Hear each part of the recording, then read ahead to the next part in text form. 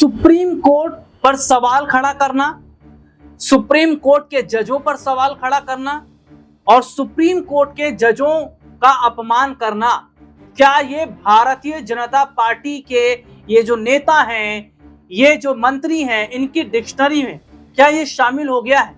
और क्या मोदी और शाह को खुश करने के लिए ये बीजेपी के ये जितने भी बड़े चेहरे हैं, ये जिस तरीके की बातें आज कर रहे हैं, क्या ये बताता है कि इन्होंने अब राजनीति में कोर्ट को घसीटना शुरू कर दिया है, सीजीआई को घसीटना शुरू कर दिया है? और अब तो और ज्यादा हद हो गई। बीजेपी के सांसद निशिकांत दुबे ने फिर बयान दे दिया और ऐसे में यह कहा जा रहा है कि क्या निशिकांत दुबे जो बयान दे रहे हैं, इसके पीछे गुजरात लॉबी का हाथ है? क्या मोदी सरकार के इशारे पर यह सब हो रहा है? और वक्फ बिल पर जब से सुप्रीम कोर्ट का फैसला आया है, यह गुजरात लॉबी हिल गई है। गुजरात लॉबी पूरी तरीके से यहां पर हैरान है, परेशान है। भारतीय जनता पार्टी के नेता, मंत्री जितने भी हैं, इनका पानी नहीं पच रहा है पेट का, और पचे भी कैसे?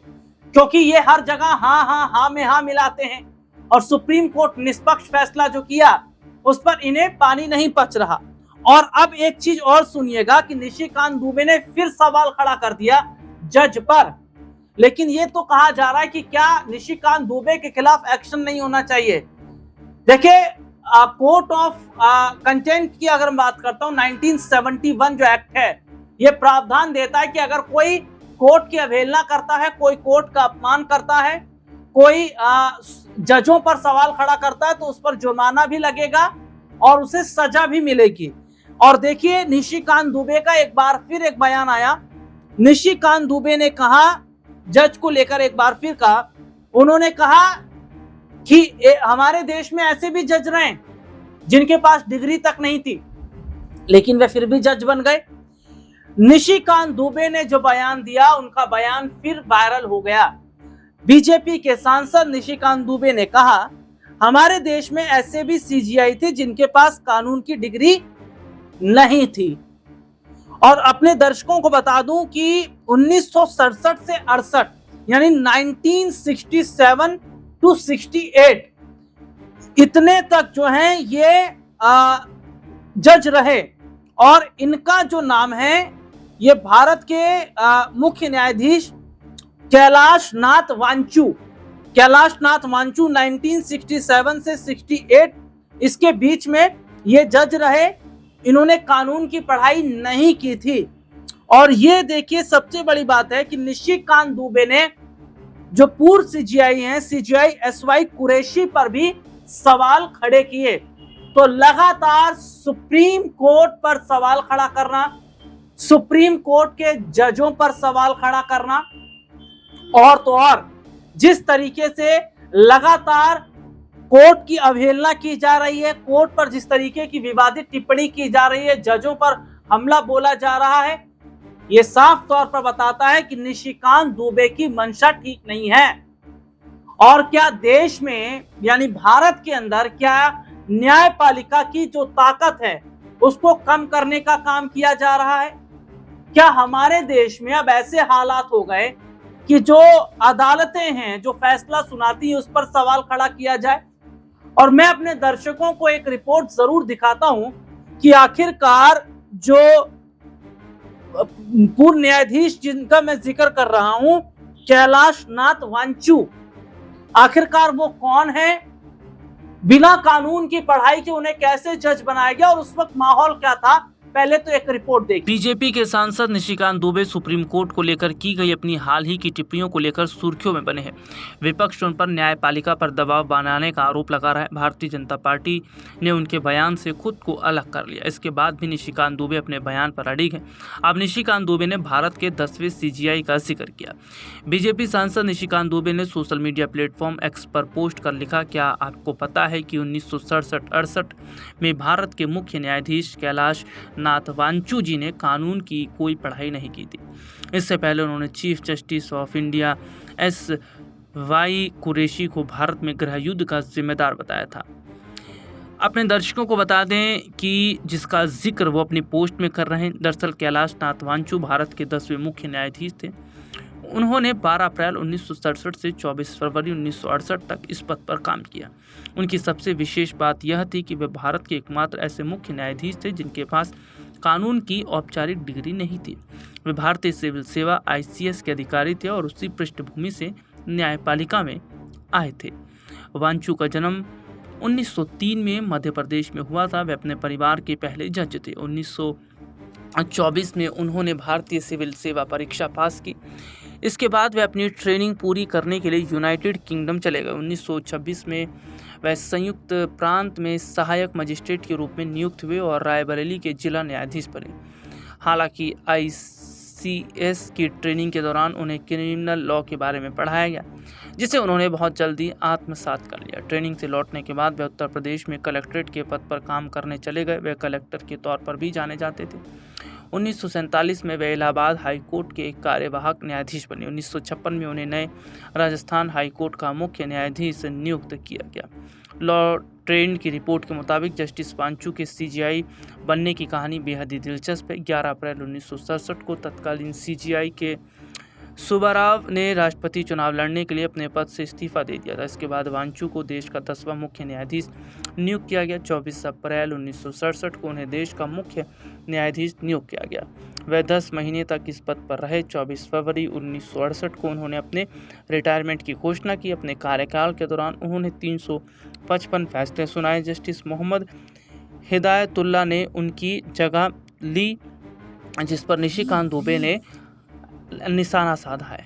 ये रिपोर्ट आपने देखी जिसमें विस्तार से हमने अपने दर्शकों को दिखाया, और सबसे बड़ी बात है कि निशिकांत दुबे आखिरकार क्यों जजों में दिलचस्पी ले रहे हैं, आखिरकार क्यों कोर्ट के मामले में वो टांग अड़ा रहे हैं या फिर वो पंगा ले रहे हैं।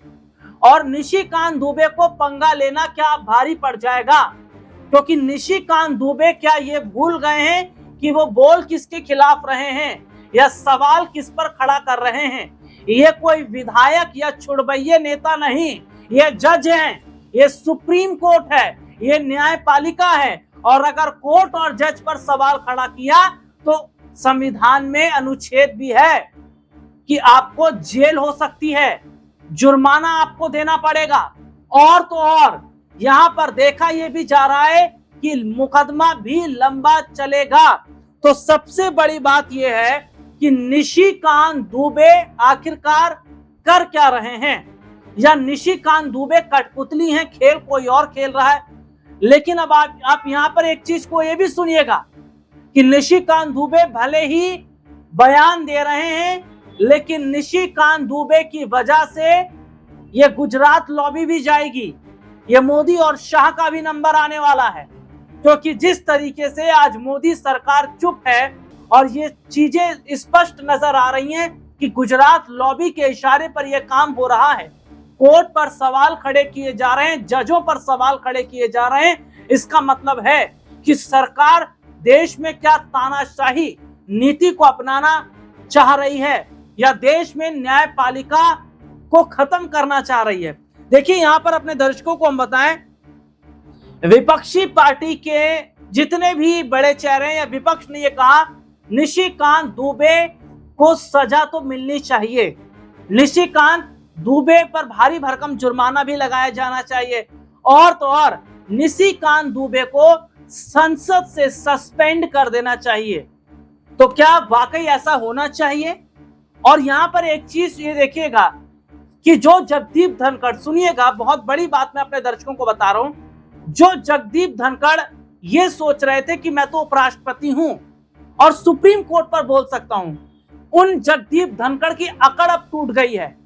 क्योंकि जगदीप धनखड़ का एक स्टेटमेंट आया और जगदीप धनखड़ क्या कहते हैं, सर्वोच्च न्यायालय से बड़ा कोई न्यायालय नहीं, यानी कि सुप्रीम कोर्ट से बड़ी कोई अदालत नहीं, और सुप्रीम कोर्ट के फैसले पर सवाल खड़ा करना ठीक नहीं।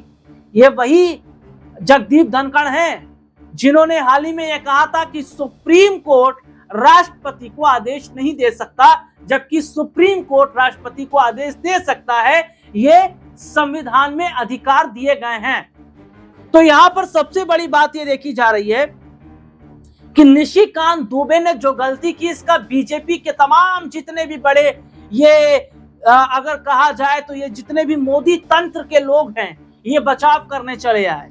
हिमंता बिश्वा शर्मा असम के मुख्यमंत्री हैं, वो भी बचाव में चले आए। निशिकांत दुबे के बीजेपी के जितने भी बड़े चेहरे हैं, सब नंबर बनाने का खेल चल रहा है।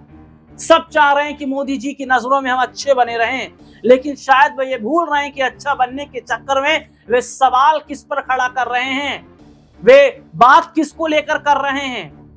वे जजों पर बात कर रहे हैं, वे सुप्रीम कोर्ट पर बात कर रहे हैं, उनके फैसले पर बात कर रहे हैं। ऐसे में इन पर इनकी मुश्किलें तो बढ़ेंगी। ऐसे में यह देखा जा रहा है कि इन्हें ऐसा करना, भुगतना भी पड़ सकता है। और एक चीज को जरा ध्यान दीजिएगा कि निशिकांत दुबे आखिरकार एक्टिव क्यों हैं। या तो निशिकांत दुबे को एक बड़ा इनाम देने वाली है मोदी सरकार, क्योंकि ये तो वही सरकार है जहां जितने जिहाद आप उगलेंगे उतना ही आपका सम्मान ये सरकार करेगी। योग गुरु बाबा रामदेव को ही ले लीजिए, ये जिहादी शरबत, ये शरबती जिहाद करने वाले योग गुरु बाबा रामदेव, जिन्हें दिल्ली हाई कोर्ट से झटका लगा, दिल्ली हाई कोर्ट ने फटकार लगाई और ये कहा कि रामदेव तुम माफी के काबिल भी नहीं हो, क्योंकि तुम देश के प्रोडक्ट पर जो जिहाद फैला रहे हो, जो हिंदू मुसलमान कर रहे हो, यह करना बिल्कुल गलत है। अपना माल, अपना प्रोडक्ट बेचने के लिए तुम हिंदू मुसलमान जोड़कर इसमें सीधे सीधे तौर पर देश में नफरत फैलाने का काम कर रहे हो। ये नफरती गैंग के हिस्से हैं। और यहां पर एक चीज ये भी देखी जा रही है कि आखिरकार गुजरात लॉबी निशिकांत दुबे पर चुप क्यों है, भारतीय जनता पार्टी के उन तमाम लोगों पर चुप्पी क्यों साधी हुई है जिन्होंने सुप्रीम कोर्ट पर सवाल खड़ा किया, जिन्होंने कोर्ट पर सवाल खड़ा किया, जिन्होंने कोर्ट की अवहेलना की। तो यह देखा जा रहा है कि जब से वक्फ बिल का फैसला सुप्रीम कोर्ट ने दिया है, तब से ये मोदी सरकार परेशान है। हाय तौबा इन्होंने मचा रखा है। और तो और ये तक देखा जा रहा है कि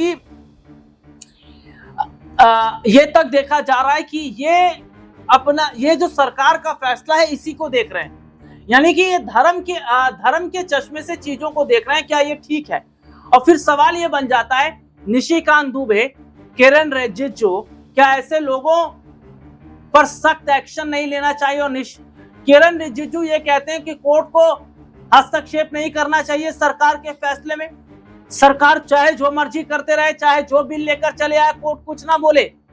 तो ये चीज देखा जा रहा है कि जिस तरीके से सरकार आज हावी हो रही है कोर्ट पर, न्यायपालिका पर, यह बताता है कि अगर ऐसे ही हालात रहे तो देश में न्यायपालिका का रोल बहुत छोटा हो जाएगा और जो जजेस फैसला ले रहे हैं वे फैसला नहीं ले पाएंगे।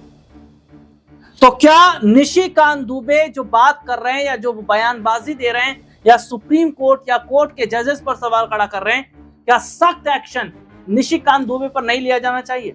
इस मुद्दे पर आपकी राय क्या है, कमेंट करके जरूर बताएं। आज के इस प्रोग्राम में इतना ही, फिर आपसे दोबारा मुलाकात होगी। इजाजत दीजिए, नमस्कार।